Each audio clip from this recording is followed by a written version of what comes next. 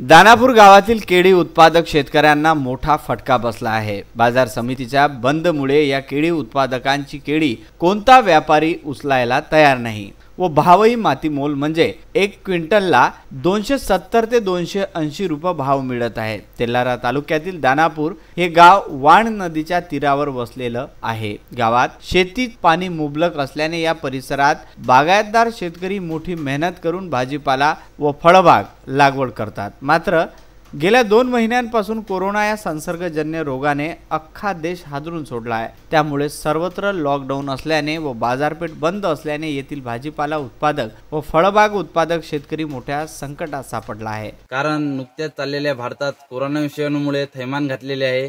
त्यामध्ये आता खूप परिस्थिती गंभीर झालेली आहे। लॉकडाऊनमुळे सध्याची स्थिती अशी आहे की माझा क्षेत्रात असलेला तयार माल झाडायला हा तयार आहे, पण त्याला बाहेर नेण्यासाठी कोणतीही सोय ही होत नाहीये आणि झाली तर सुद्धा मला 270 रुपये क्विंटल भाव मिळाल्याने काही असं फार उपलब्ध होणार नाहीये। माझा जो खर्च आहे तो पण निघणार नाहीये आणि आता जी परिस्थिती आहे हे खूप हालाकीची झालेली आहे।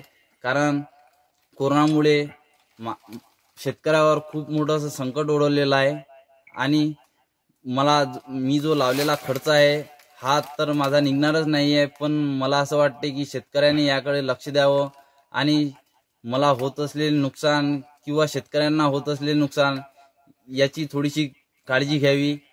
विदर्भ न्यूज करिता तेलारा येथून गुरुदेव इसमोरे।